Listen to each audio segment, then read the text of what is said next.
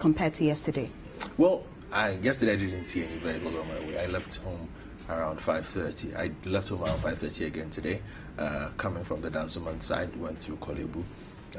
I met a checkpoint. There's a checkpoint at Latebio Koshi, and then there's a checkpoint at Abusiokai near the Stanbic Bank roundabout. And again, the policemen, they were quite professional. You show your ID card, and they quickly push you through. I didn't see a lot of commercial vehicles. I live quite close to one of the large commercial bus stations in that Ablikuma West municipality, and there was very little activity this morning. And once there's very little activity at that particular station, it tells you that there's very little movement in Ablikuma West, because basically everybody who's going to Madina, Denta, Kaswa, Achimota, basically that entire and now they stretch, cannot do that because of the everybody picks lockdown. A car there, and once there was no activity there, it tells me that nobody was going anywhere at that point in time. So it was, for me, it was quite a smooth drive with the two stops that I encountered on my way here. Well, talking about the partial lockdown, there's one issue that has been topical from yesterday to today about some head porters who were stopped at a Juso in the Ashanti region. They were in a truck, and we understand the police stopped them and they were asked to return to Accra. Now, this morning we've been speaking to the Juso Municipal Chief Executive. She is Beatrice Wadeche.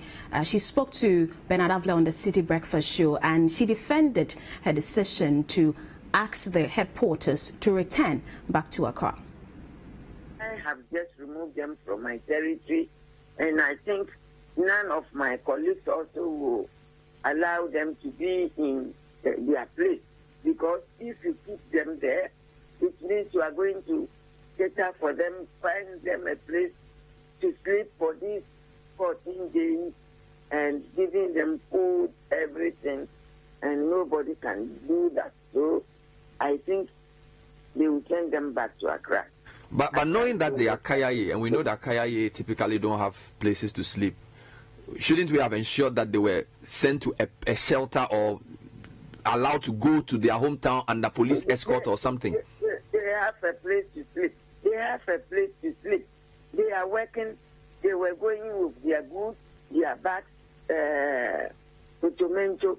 So if these bags and portmanteau are placed under trees or what?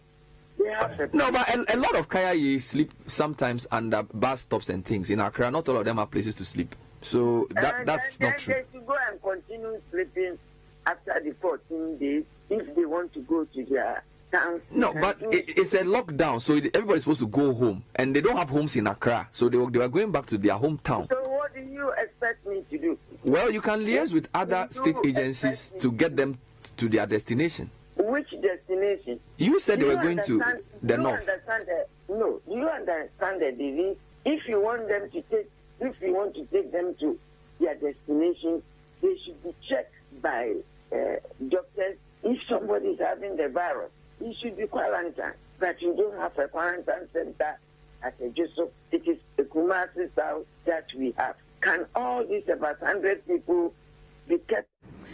So that was what happened yesterday, and the MC, the Beatrice Wadeche, defending her actions. But these head porters found their way to Accra, and they were stopped here by the police officers and also members of the AMA task force. And one of them spoke to Citi News, and she says they believe going to their hometown is the best option for them now. And so they want the authorities to grant them that passage so they can go back to their hometown. Take a listen.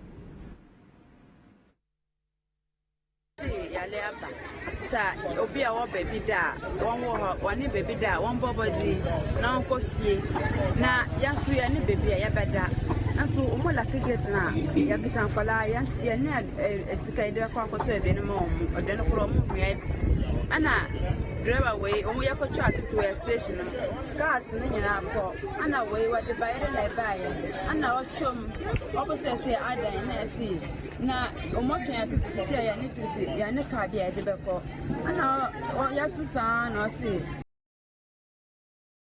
ya kwa ko de beko akosi yakuro na osamba wono wan fa wan kwa na fa na ka na odi nipa odi odi baye ana odi ya tinam nti ya kwa akotwa nkoko press fo wo ana omochi ne ka tan se Yansanachi, now one fambra Accra. Anka, Cecilia, Pabia, just say, be a quite a grammar, near crossing the American person, another 4 days, and the tea. So there you have it, one of the head porters telling their story. Godfred, earlier we hadn't heard from the head porters, but listening to them and the entire handling of the case, what would you say? Well, there are lots of facets to this case, and I'd like to start from what I think is the most important part, and that has to do with the absolute lack of a proper social welfare system. Now, we understand that the lockdown had to happen. We understand that it was going to affect certain people in our society, the vulnerable, persons, as we have tagged them, the economically vulnerable persons. Now, we also know that Kayayes are easily identified. In fact, they are one of the few groups of vulnerable people. We don't talk about homeless people in our manifestos, but almost every politician talks about Kayaye in their manifestos. But some way, somehow, in considering this, we forgot, and by that I am making reference to the institutions that handle Kayaye on a daily basis. There are 1,001 projects in this country that deal with Kayayes on a daily basis. We've heard the president say he's going to build a hostels for them. There's a ministry that deals with Kayaye on a daily basis. So I was a bit taken aback by the fact that no provisions were made to accommodate the Kayaye's needs. And by that I don't mean the need to stay here. If they wanted to go home, the same way we remember them when it is time to vote, we should have remembered that they also want to go home. If you look at these women and their children, it was buckets that they had. It means that they use the buckets for the necessities, to bath, maybe to ease themselves, to attend to nature's call. That is why they have those buckets. Apart from that, they have very little else, and the clothes that they wear on their backs, maybe for their children as well. So I was a bit disappointed that our social welfare system did not have a strategy in place to deal with this particular group, because they are easily identifiable. In fact, there are very solid numbers on the Kayaye we have. They are registered to a lot of groups. They provide health care for them. They provide all kinds of alleviation systems for them in the city and other places in the country. So I was a bit surprised that we did not factor them in perhaps providing a few buses to take them home. Then the second part is the Ejisu MC, who displayed a total lack of understanding of the COVID virus and what the country is fighting. Basically, she had been wired a set of instructions. She read the instructions, and that was it. If you listen to the responses she gave to Benadavle, it displays a total lack of understanding of what is happening. The assumption was her assumption logically extended would mean that everybody who is traveling is carrying the virus. Yes. Basically, that is she testing everybody who is in if somebody were driving a Mercedes-Benz and passing through, would she be checking the person for COVID? No. It was very obvious that she was in a certain place. I think she was, and for her, she spoke about there's a partial lockdown. I cannot allow you to go to Kumasi to enter the Ashanti region. It is understood. So go back to where you're coming from. And that is why I have the problem in her exhibiting the authority that she has. They've broken the rules. Fair.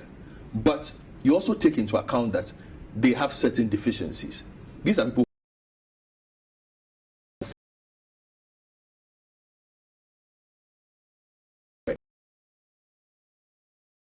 they had children. So why do you return them even in the humane thing to do? And I don't want to hear people suddenly say we should lose our humanity because we are trying to prevent people from traveling. And like I said, there was no guarantee that anybody on that particular bus was carrying the virus. So the fact that they are Kayaye and were traveling on a bus suddenly meant that they were carriers of the COVID virus. There were several buses of VIP passengers who drove through and just beat the barrier. We have ample proof that nobody carried the COVID virus into Kumasi. I mean, her baseline for the points that she made were absolutely unfounded. So I was disappointed that for a region that has the only shelter that we know of for Kayaye, it's a Sepe Bokrum. Those who know Kumasi very well, it has a capacity for 2,000 people. It has a clinic. It has a reform center. But is it operational? It does not matter. You operationalize it. It does not matter. You see, that is where you show leadership. That is where you show prudence in thought. You simply do not say the rules say that you are not supposed to be here at this time, so I am sending you back to Accra. For me, that is where the problem lay with the actions of the Ejisu MC. And I will not say, I cannot repeat more than enough times how disappointed I am with how she executed her mandate with regards to this particular issue. She could have done so much better. Salam, is it about enforcing a partial lockdown as announced by the president, or attaching a human face to it and just allowing these people to even stay at Ejisu for some time, or putting them in another vehicle? Well, I was disappointed in the MC, her conduct, and even the way she spoke. She didn't appear to have a proper understanding of the moment. She didn't even understand her brief, if you like. She didn't understand what her job is as MCE. There are various segments of society. There are people who are very underprivileged. And it's for such people that we have what we call social protection programs. And Kayaye are very underprivileged. They are people who almost qualify for every social protection program. Talk about LEAP, talk about the free busing, talk about NHIS, free NHIS, etc. They qualify for all of these things. So in the first place, they shouldn't have reached that place. They shouldn't have traveled from wherever they were going to Ashanti before, the GCMC would see them and do what she did. They should have been stopped right from the beginning. But be that as it may, they traveled. I think it was very irresponsible on her part to return them to wherever they were going. Anything could have happened to them on the way. They could go somewhere else, and that wouldn't be the right thing to do. I think the lady didn't grasp the full import of the president's instruction to the local government institutions. The markets and where the Kayaye operates and everything around them largely will fall within the ambit of the local government authorities and social protection.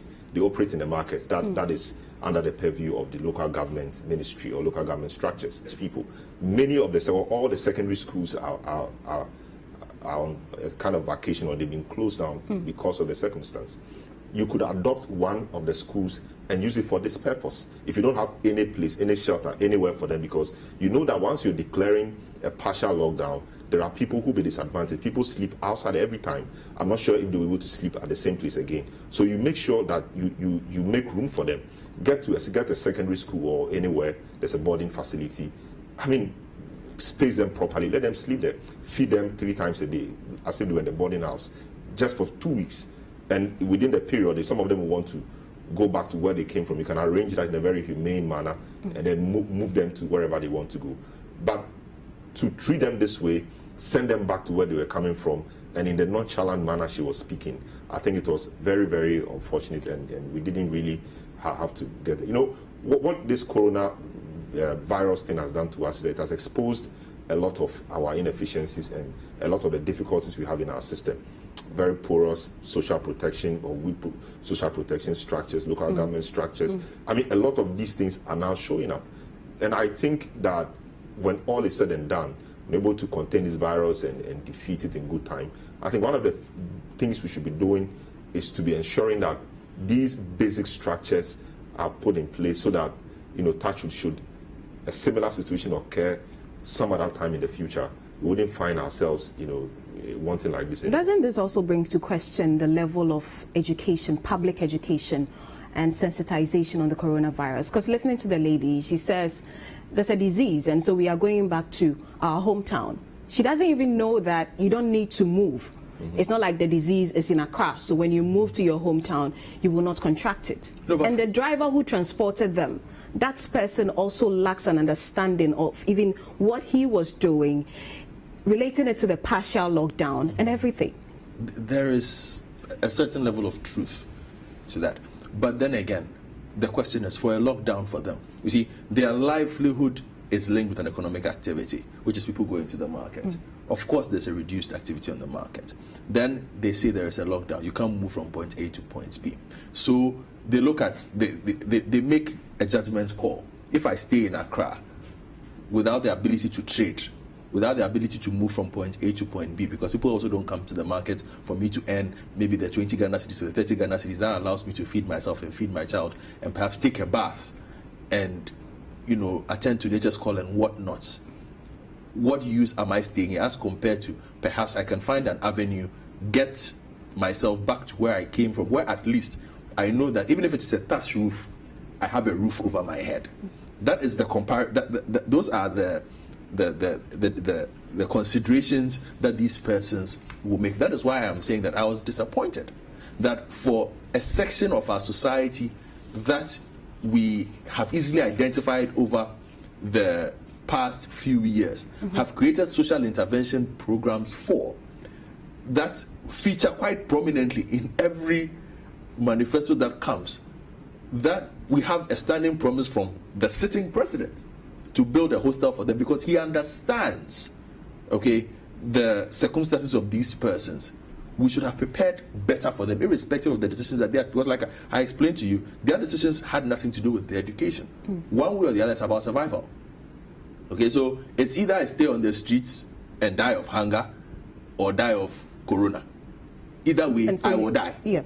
So let me go home, find a place where, if even it is one meal a day, I will get it. Where if it rains, I have a roof over my head. So those are the considerations that I think they would have made. So yes, I admit they broke the regulations, but the considerations that they had to make are different from the considerations I have to make. And I don't suffer from what Dr. Okoboy said on my show on Saturday, intrinsic bias, where I think my reality is everybody's reality. Yeah. Their reality is very different. I can sit at home and say, yeah, why are you thinking like that? But those are their considerations. And if I listen to her, and that is what beats my mind, they hadn't eaten from Kumasi to Accra. And that is why the MC is conducting Ejuso. Baffles me. I'll take your final comment on this. Yes, education and enforcement should work hand in hand, or should move hand in hand. Education, we've said many times, is good at a certain level, but trickling down, it's been a bit difficult. Maybe given the fact that things are moving very rapidly, and maybe the structures again may not be properly or have been properly activated at a certain level. So yes, enforcement is important. But in doing all these, when you are dealing with a certain segment of the society, where their considerations are very different. I mean, their considerations essentially are more of bread and butter issues than anything else. So these Kaya work in markets. The markets are not going to be active as they've been. They will want to move to an area where they can still continue to engage in economic activity. Even if they will be at home, they know they are with family. So it was, I mean, to say the least, disappointing to see that the lady in question did this. She could have gathered them, she could have fed them, she could have sheltered them, and she could have been nicer in dealing with this in this manner. She could have even educated them so that. But clearly she doesn't understand what is going on. That's unfortunate, and these are people who are holding responsible positions in society. And if every DC or MC is as clueless as she is, then I think we will be heading for bigger trouble. You see, and this is where, again, I must take the opportunity to commend whoever is running JRAPA. If you look at the conduct of the municipal authority in JRAPA, and you compare the conduct of this MCE, obviously it is not an education matter. Because some way, somehow, JRAPA, people know that we have a lot of citizens who are in Accra who work as head porters. We know that under this circumstance, they will come. They put together a welcome committee that was at the bus station on Sunday to receive these persons, sent them to a place, spoke to them, took their contacts, whichever form it was in, educated them in the local language on what to do to stay safe, and then sent them on their way. That if you have a problem, come back here. We will help you deal with it. That is how a proactive municipal authority works. That's actually leadership. Leadership. Yes, was that part of the instructions the president gave? No. Of course not. So for me, I don't really get the excuses the MC in Ejuso made. Let's move away from Ejuso because there's an issue up north. One of the Guineans who tested positive for COVID-19, we understand she escaped.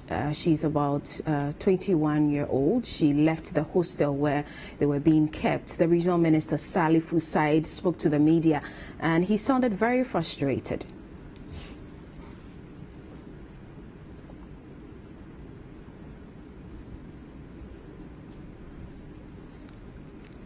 All right, so we will bring you the inserts of the Northern Regional Minister Salifu Said. But Godfrey, thinking about how we quarantine people who have tested positive, on Sunday the health service said we are not going to treat them, we will take them back to their country. How long does it have to take? And we have somebody escaping.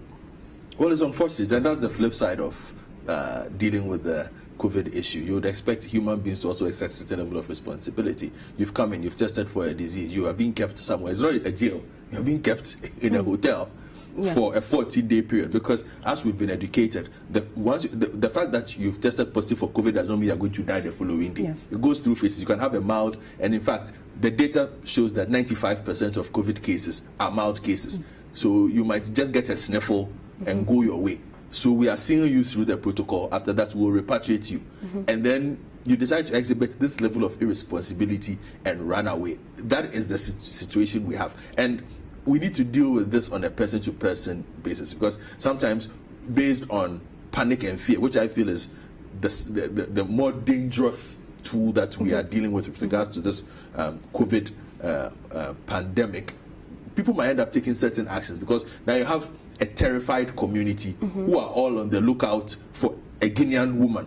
Imagine a foreigner entering a certain community, might not be here. People suddenly think, hey, we don't know this person. You fit the bill. And they suddenly start assaulting you, or they start manhandling you. It creates all kinds of unfortunate situations that need not happen. I'm hoping the Northern Region security agencies are able to accost this person quickly, put her back in quarantine. After the period is over, you send them back to... I do not think that we should lose our humanity simply because we are struggling with the pandemic. Isolate them when it's done. The right thing to do is to repatriate them. We will repatriate you. But Salom, this is somebody who escaped from mandatory quarantine and has gone into the community, putting the lives of the many people there also at risk. I mean, certainly so. I think I have difficulty with the whole process. I think as of yesterday, we heard of frantic efforts to repatriate them. So I think that if that really is the case, and I think it is wrong, you don't repatriate them. You treat them, or you try and treat them before, if you have to repatriate them, you do. And in any case, they are West African nationals. They fall within the ECOWAS protocol on travels, etc. We hear they are from Guinea originally, but they lived for a long time in Burkina Faso. Now, why are you taking them to? If you take them to Burkina Faso will say they are not our people. And so it's our responsibility to treat them? Not exactly. So, of course, I think so, but I'll get there. You take them to Burkina Faso have every right to say we don't know them, and indeed they are not our citizens. Now you take them to Guinea, they might not have lived in Guinea for a long time. Where exactly are they going? And when they were I don't want to say arrested, but when they were caught or gathered, you know, there were 8 plus 2 Nigerians. At the time they were gathered or caught, the total case count in Guinea was 8. Of course, it doesn't mean that that's correct. Maybe it depends on their testing capabilities, etc. The whole country, the number of confirmed cases there was 8. And here we are with 8 other people, almost the same number in their country, in another country. I mean, it's quite interesting. My point is, you don't send them away. 1, because they are ECOWAS nationals.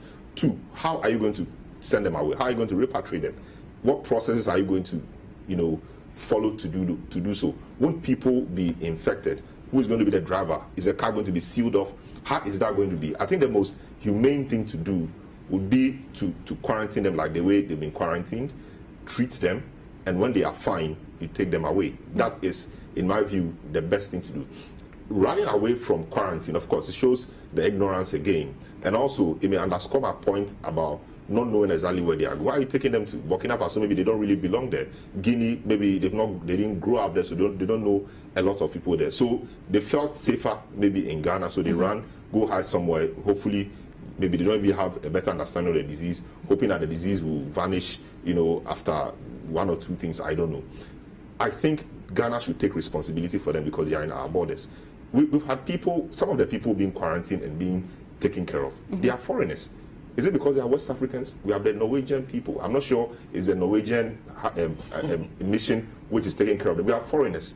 People who came to Ghana on the 22nd or so, 21st, the 10:30 people. Not all of them are Ghanaians. But Ghana is having to pay for them. Ghana is having to foot their hotel bills, etc. for them. I think a similar thing should have been done for these people, especially because they are poor people, and especially because also they are ECOWAS nationals. I think that should be the way to go. I think it raises another bigger issue. In the 80s to the early 90s, even to the 2000s, there was this thing called the community-based volunteers who were just ordinary people in the community who volunteered and became like the intelligence officers in the community. And they reported any unusual activity in the communities. So if these systems were not they were not immobilized, these community-based volunteers would still have been helped, there, yeah. and they would have helped in picking up information about their arrival in the community. We are told they've been in the community for over 11 days. We don't know whether that is accurate. We don't know what contacts they've had with people. We don't know all these. Yeah. If this community-based surveillance, which has a community-based volunteers, was still actively working, we would have seen a situation where this would have been picked long before, and remedial actions would have been taken early enough. And I think it's also, the point also has to be made that COVID-19 is fatal, it's dangerous, but it's not as fatal as it has been made to appear. Yeah, we'll get into that as we go along the show. If you just joined us, this is Citi TV's special coverage of COVID-19, and we've been talking about the issue of the KIAs who were sent from Ejuso back to Accra, and also some other issues emerging from Tamale. Right now, we are turning our attention to the health workers, the nurses, the people who take care of the patients, so to speak, and they are the workers at the country's health sector. We consider them essential service, but they've been raising some concerns about how government is taking care of them in the midst of this pandemic. We've been joined on telephone by Perpetual Ofori-Ampofo. She's the president of the Ghana Registered Nurse Wives Association. Perpetual, good afternoon, and thank you for joining us. Good afternoon. First of all, let's talk about the partial lockdown. Is there any arrangement being made for your members, if you are aware of, when it comes to transportation and going to work in these moments? Thank you very much for this opportunity. In terms of transportation, no specific arrangement has been made. And as of yesterday morning, the information we're picking up was that some nurses were having difficulty moving across the 2 points to get to work. And the thing is that when they take a vehicle to 1 point, it means they will have to get off and walk another distance to the next point of getting a vehicle. So there were a bit of problems, and interestingly, the prices of taxis and of the usual transport have also increased. So it was posing a bit of challenge, because we usually pay 3 cities, and it's now 7 cities. And that was an increase which they had to deal with as of yesterday. This morning, we are getting the same information, but particularly to your question, no specific arrangement has been made. We made some suggestions to the ministry that we could call on the national ministry to include, they have buses, the schools are locked down. We could use these buses as advantage points for nurses and midwives and other health professionals who may use these. And even the ministry could also reach out to the State Transport Corporation through the Transport Ministry to use some of these buses. And we haven't had any positive feedback from them. And so, if I understand what you're saying, these are arrangements being made by your association and the nursing groups? Exactly. What I'm saying is that based on the challenges our nurses and midwives are facing and the information that we've had, we have also made suggestions to the Ministry of Health to use certain facilities available to assist in the transportation. And I mentioned one, such as the buses in the nurse and midwifery training schools, and secondly, for the State Transport Corporation to also assist in this direction, since they also have buses. But I'm saying that we have not had positive feedback on those suggestions. Yes. While you wait for the feedback, yes, while you wait for the feedback, we want to understand how your members have been coping. They're having challenges, and I said one about the transportation moving from one end to the other, especially across the fuel points, having to walk long distances to catch the next bus station or to get to the next bus station, and then the price hike in the taxi and total fares.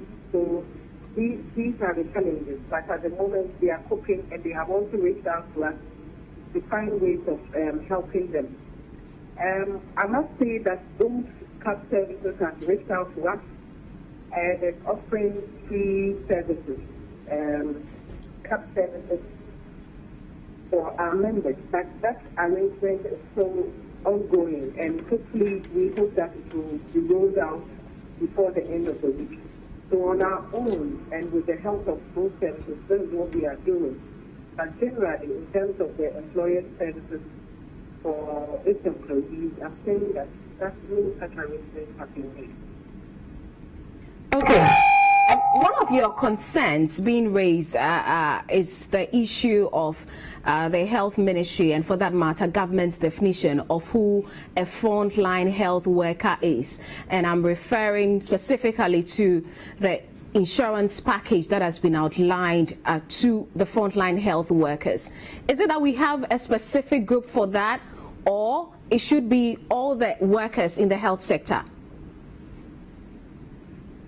What I know is that there are conditions of service, and for most other health professionals, we don't have health insurance cover.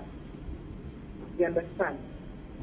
What the minister explained to us as a union, to the leadership, when we had a meeting with him, he indicated that specifically for the management of this pandemic, and for nurses and midwives and other health professionals to be insured, they had negotiated with some insurance companies to the tune of 10 million Ghana cedis to cover 10,000 health workers. And we have had communications from the ministry to this agency, meaning the teaching hospitals, the Ghana Health Service, and the charge institutions to that effect. And we are all very much aware of the content of that letter in terms of the insurance. At the meeting with the health minister, we put certain issues across. That the life insurance, the amount they were quoting was on the low side, for which it could be more. Two, what was the package that was being rolled out for health coverage was also low, we wish it could be more. And even the premium, the 10 million, we requested that it could be increased in order that it could cover more people, because 10,000 is fine at this moment. But when you are talking about nurses and midwives, we are close to 80,000. And considering the work that we do, it could cover everybody. But the explanation we had was that this was specifically for COVID-19, for the critical situation the nation finds itself. And therefore, the 10,000 is an estimated figure for all health professionals who are working on the front line. And that is what we have as a union communicated to our members. And I want every nurse and midwife out there to know that you are a frontliner, you are a frontline employee within the health sector. Okay. And the arrangement and the explanation that we receive, it means that if the nurse should fall ill with COVID-19 infection, that insurance cover will cover that individual. If you should lose your life as a result of COVID-19, you are also covered. It doesn't matter where you are working. So far as it's a COVID-19 infection, you will be covered. So we have alerted our regional constituents to be on the alert. We know at the moment some of our nurses and midwives have been quarantined. Some tested have proven negative. We are still waiting for others. And if it comes out positive for some of them, then it means that this insurance cover should cover them. And we are hoping that by the grace of God, we are not going to have any nurse or midwife pass away because of the COVID-19 infection. But all things being equal, we are saying what we are educating our members on is that the insurance covers all of them. And we have notified, we have alerted the Ministry of Health that this pandemic has brought to fore the challenges already existing in our health system, and we all know that. But going forward, the issue of insurance has to be looked at critically. Every nurse, every midwife, because beyond COVID-19, there are other infections that we battle with in terms of caring for our patients and all that. And that element of risk needs to be looked at holistically. We know some elements was captured in terms of the market premium, but it is not enough. A specific insurance cover, we need a specific insurance cover to cover all our nurses and midwives for the work that we do. If anybody tells a nurse or a midwife that he or she is not a frontliner, that will be an inaccurate information. WHO understands the definition of frontlining, and we all understand it. Okay. So it's nurses and midwives, doctors, and other paramedics who work on the front lines in terms of being the first point of call for any patient or client.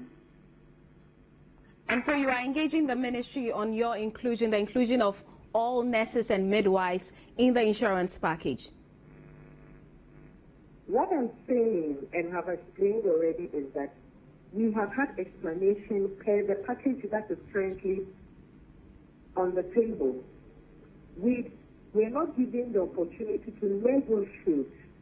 The negotiation was done between the ministry and the insurance companies. So this is a package that the agencies have been informed about. Okay. We don't have control over that. All right. However, we have informed the ministry about our position on the insurance in terms of increasing the numbers to cover more people and more to increase the benefits. But like I said earlier, these are not times of negotiating between unions and the ministry. All right. And decisions have been taken at levels beyond our control, and it is being implemented. So we will work with it, but going forward, what we are saying is that insurance package, better insurance holistic package needs to be put in place to cover nurses and midwives. Okay. Thank you very much. We are grateful that you joined us here, and that was Perpetua Lufori Ampofo. She is the president of the Ghana Registered Nurses and Midwives Association, talking about a number of issues. The issue about transportation and how these health workers get to various places of work in this. All we can say is it's an evolving situation, and it's a very fast evolving one. And so it looks like I said this yesterday, and I repeat this. No country has the perfect plan for this. Even for the health workers? No country has the perfect. If every country had the perfect plan for it, we would not have 9,000 doctors or 12,000 doctors somewhere being infected with COVID. But that is beside the point. I'm simply saying that our authorities need to plan along as they go. So you've instituted a partial lockdown in certain places, right? Those places require health persons to move from point A to point B. Now, on day one, they bring a complaint that we are struggling to move from point A to point B. So on day 2 or day 3, we start finding solutions to those problems. And that is how this will be combated. I don't think that this should be turned into another crisis where the Ghana Health Service or the Ministry of Health has to take thinking time away from dealing with the actual COVID to focus on. This is a solvable problem. They just need to think fast, along with the virus and the solutions that they are putting across, and things will be fine. They have a logical case. I mean, if you say I should come from Weja to Kolebu, and I can't move, or I live in Kaswa, I say I should come to Kolebu, and I can't make that particular transition smoothly. Because, for instance, if you take a trotro, and the trotro says, I won't move because you're the only passenger, what can you do? You can't take an Uber, you can't take a drop-in because it's too expensive. The ministry needs to catch up with its own solutions, and quickly. But I also don't want us to turn it into another issue where over on actually dealing with the issue of the COVID itself. Okay, let's quickly go to China and speak to a development consultant. He's also a biological scientist, Dr. Alex Santiapia. This afternoon, we'll look at treatment options available and how the cases in China were managed and the lessons Ghana can learn from it. Doc, good afternoon to you and thank you for joining us.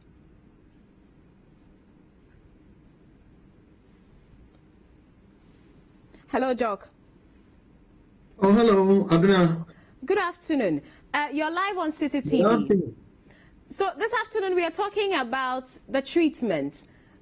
Per your observations and the systems in China, help us understand how the COVID cases were managed in that country. Okay, if I got your question, you want me to talk about the treatment regime and how China actually went about the whole Indeed. helping infected patients and dealing with hospital admissions. Okay, thank you once again for having me back on your program. I really thank you for the privilege to be able to share the experiences which is going on to help what is going on in our own country, and also allay some fears about the whole disease. So to begin with, I think the whole treatment plan has to always start with trying to stop people from getting the infection. That is one of the things they did and did very well. And I'm glad to see the measures which are being implemented in Ghana. And I've been listening to your programs today before this session, hearing some of the challenges, and also people responding to the measures which are in place. When it comes to people who have been infected, as you clearly know, there is a number of steps which are needed to be able to establish clear infection. And hello? Yes, I'm and the listening infections, to you, Doc. Yeah. Okay, thank you. The infections are classified into two. We have mild infections and we have severe infections. So I will talk first about the treatment of the mild infections. People who are having the coughs, they're having high temperatures and some breathlessness, but not severe acute pneumonia symptoms. All those mild symptoms, what they do is that they use isolation as treatment measure. They isolate all the patients, put them in hospital or in a facility where they can be monitored and they can be given necessary medications, and principally the medication they use for mild treatment or mild cases is traditional Chinese medicine. Because these individuals are not excessively sick and having organs failing, they do not use heavy drugs.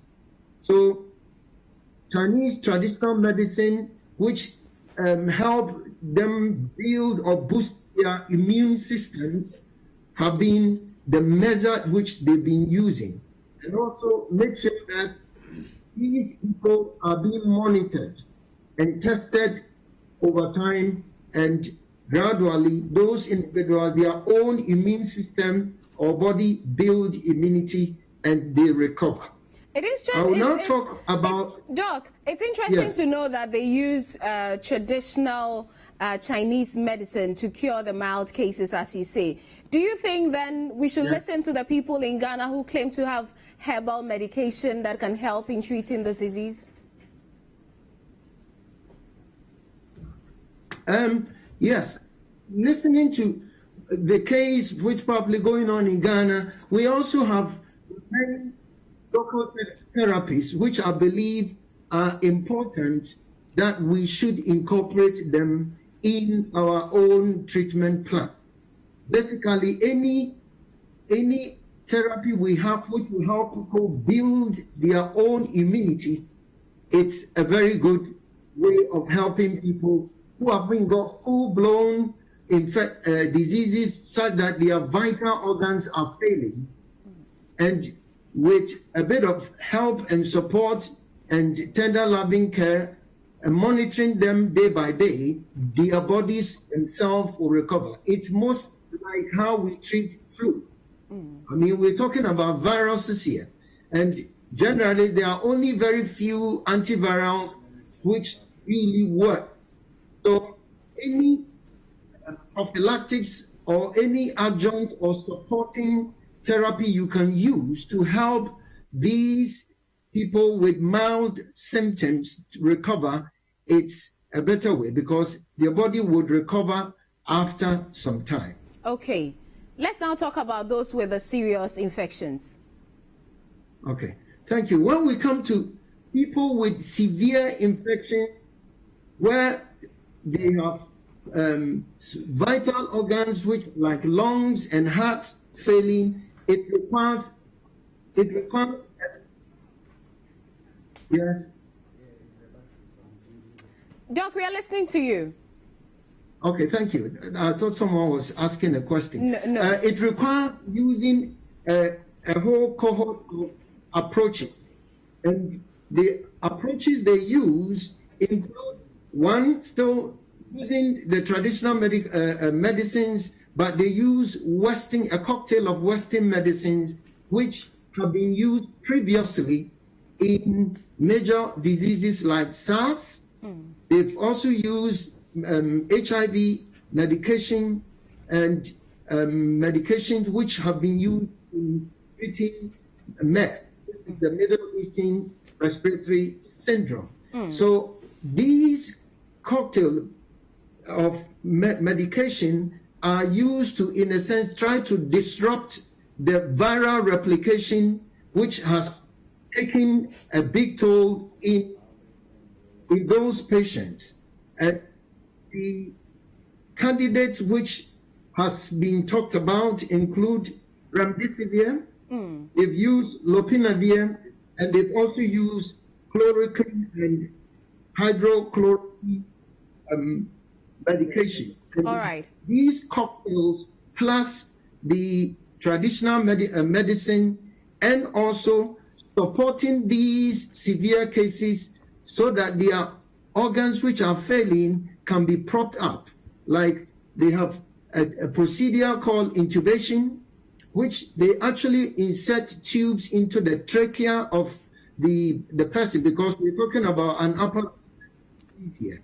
Okay. And because these people, their lungs are so clogged up and they cannot breathe, we use intubation and also put them on ventilators in patients whose organs, like the liver is failing and the heart is not working very well. They use another treatment called ECMO.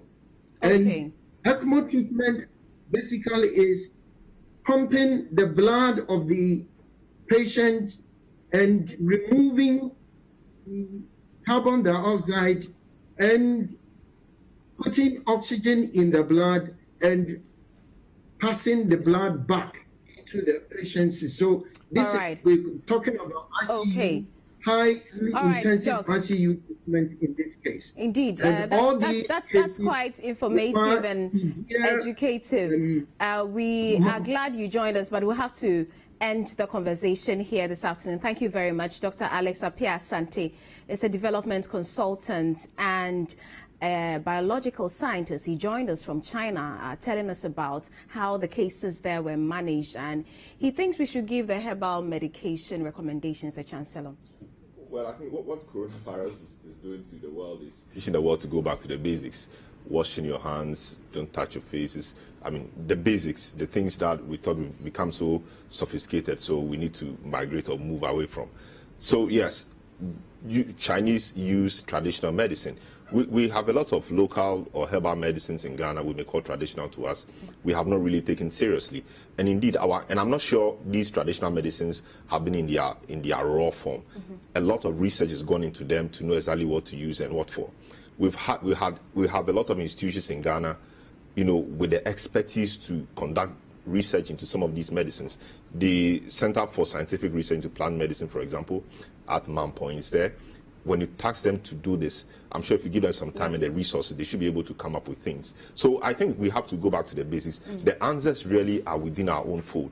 Let's look harder, let's look deeper, and we'll get the answers for some of those. Godfrey, do you agree? I'll come back and take your final words. Oh, certainly. And, Selo mentioned the institute, the research institute at Mampo and whatnot. And I think when all this is done, our governments should sit back and see how it has under-resourced basically every research facility. In fact, let me just say, but for the Japanese government, Noguchi that today is helping us would have struggled. So it tells us that we need to spend our own money on research in this country so that we can make our own progress. So after this is another of the things that COVID has taught us. Spend money on research institutions and stop taking their land. Salam, let me take your final words. We'll have to wrap up. Well, I mean, the point before, the healthcare workers' complaints and all that, very important. But again, we don't want that to become the news, so we leave COVID to be running around or running away. I think a lot of these should have local solutions. So if I work at Kolebu and I'm a nurse and I live at Wager and I have to come to work, it's important that I get to work. The managers of Kolebu should find a solution to this. I'm not sure they will want to leave it to the top level. I mean, deal with it. So the various hospitals should be able to deal with this. Many facilities or public sector institutions at this time are not working. They have mini buses. We can make calls to some of them, maybe using the structures. Let them release these buses, we fuel them, and they use them for these purposes. I was making a point earlier about the fatality of the disease and everything. In Ghana, we've had 5 deaths, very, very, not very exciting news, but 5 people died, and that is quite below the international average, which is around 4.8 or 5%. We are running around 3%. So there is so much hope. If you have coronavirus, the disease, it doesn't mean that's the end of life. There's so much that can be done. Indeed. And the good news you're also hearing is that quite a number of people in Ghana today have recovered. And so we only hope that things will be done properly so that we'll get out of this. Thank you very much. That's Selo Madunu. He's head of features and articles here at Citi TV, Citi FM, and also the head of current affairs, Godfred Akutu-Boafo. My name is Abna Nyame-Champedu. This has been our special COVID-19 coverage. We have more on COVID-19 on our website, citynewsroom.com/coronavirus. Do enjoy the rest of our programs.